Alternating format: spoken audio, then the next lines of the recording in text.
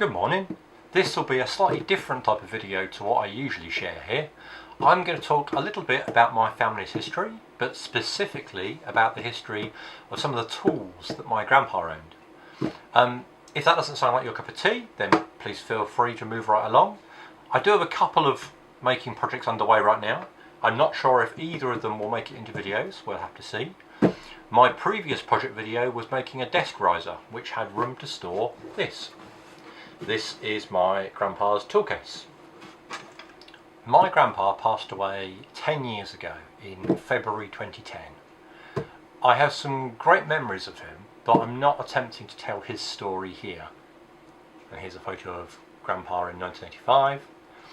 My grandmother lived at Crossways her entire life. Once they were married, my grandpa moved into Crossways too, and over the years he amassed an enormous collection of tools. Apparently he never threw anything away. After my grandmother passed away, Grandpa began the process of downsizing, during which he carefully apportioned his tool collection out among his children and grandchildren as best he saw fit. So this tool case and some of the tools eventually found their way to me after Grandpa passed away. Now, for at least a couple of years I've been using this tool case as an ad hoc monitor riser. Somewhat out of the blue, it dawned on me recently that this warranted a bit more respect, so I made a wooden riser that this case now lives within. So that was quite a long introduction. What is the aim of this video? Well, I've chosen 3 items from within this case, and I've dedicated some time to establish what they are, and where and when they're from. Unfortunately, I can't share my grandpa's memories of these tools, and I certainly regret not having asked him about these things and many others when I had the opportunity.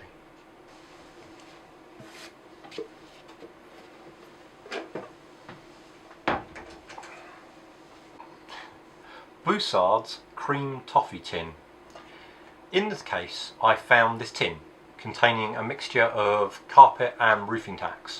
I keep a stash of mixed nails in an empty coffee pod box and empty yoghurt pots. Broussard's, the name on it, grew out of a bakery of a Thomas Jolly, who occupied a shop at number 350 Oxford Street, London, in the 1840s. William Broussard, biscuit maker and confectioner, took over around 1850, succeeded by his son, also a William Broussard, in 1877, who was succeeded by his brother George in 1884. They traded as W&G Broussards at 197 to 199 Oxford Street. By the 1890s, the main baking was being done in Camden Town, and the Oxford Street premises was taken up mainly by showrooms and refreshment rooms. There's a photo taken of the refreshment rooms in 1893. It was at its height of fashion in the 1880s. And it was described by Charles Pascoe in his 1887 book London, an Illustrated Guide to the Season as Broussard's establishment is literally an emporium of wedding cakes and of the delectable meats of which they are composed. One's eyes there rest upon the rows of these precious emblems of affection, ranging from the wedding cake designed for a princess to the less expensive cake manufactured to meet the tastes of one born to middle fortune. The wedding cakes of Messieurs Broussard are sent to all parts of the world.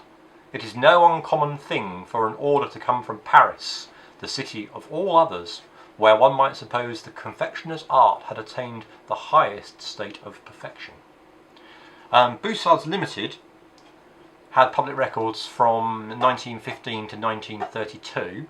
Around 1930, the Aerated Bread Company, who have a fascinating history of their own, bought out the family.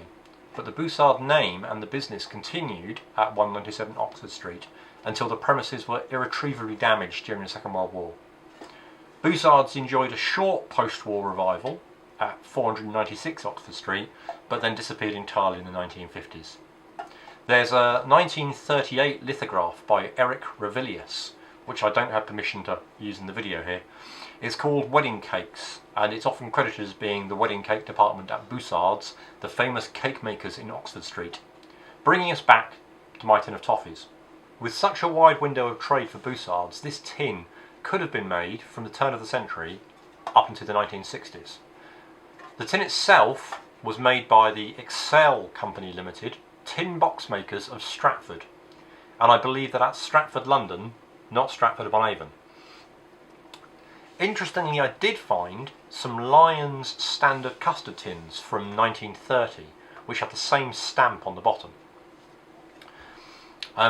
Thanks to Grace's guide, I found out that the Metal Box Company of London, who was gradually buying up and merging other companies, in 1930 they acquired the Excel Canister Company of London, established 1915. So I believe this tin, like the Lyons custard tins, are from around 1930. I'll just show you this 1905 invoice, which I think is particularly fine for W&G Broussards. I can't be certain where my grandpa got this tin from. Perhaps he found it many years later, but I have a suspicion not.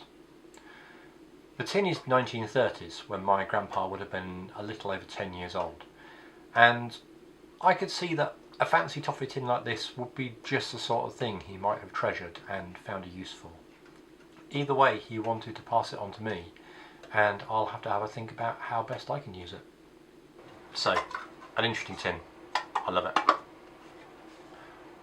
What's next from Grandpa's tool case? We have Raybone 24-inch, number 1179, 4-fold boxwood rule. It's a forerunner of the tape measure. Raybone have their origin in Birmingham in 1784, and as a rule and tool maker. The business was continued by members of the Raybone family under the same name of John Raybone and Son, becoming a public company in 1948. Until 1963, when the company merged with James Chesterman & Co., toolmakers of Sheffield, and the name was changed to Raybone Chesterman. There's a photo of the Hockley Abbey Works in Birmingham here from about 1878. This model dates from after 1877, when Arthur John Raybone, another of John Jr.'s sons, joined the business. At that point, the company became John Raybone and Sons, which is what it says here. In 1938, models like this seem to be marked simply Raybone Tools. Looking at the Raybone catalogue from 1878, the model number 1179 is not listed. The highest model number at that time appears to be 1135. So my best guess is that this rule is from the window between 1900 and 1930. I'd love to know more about this and how it connects to my grandpa. Was it given to him as a teenager? Was he building things at that time, and if so, what? Or did it come to him later? And if so, then whose was it and where did it come from? Which brings us on to the third item I'm going to talk about today. This is my grandpa's woodplane. I don't know how many he owned, but this was the one that he used. It's made by Marples at Hibernia Works in Sheffield. I was fortunate enough to find expert help on dating this and help with all the other interesting information. This all comes from Roger Ball at williammarplesons.com. This is a photo from about 1909 of the Marples Works in Sheffield, where you can see craftsmen producing wooden planes like this one. This is a double iron smooth plane from around 1900. Now, this plane is 20 years older than my grandpa, which raises further interesting questions. Perhaps it was his dad's, my great-grandpa. I know that he was a master saddler. Or maybe Grandpa picked it up as leftovers after the war. My grandpa was an engineer during the war, and it's possible this travelled with him. So, disappointingly, the most interesting questions are now unanswerable. But it's a privilege for me to have these tools, and some information about them to pass on.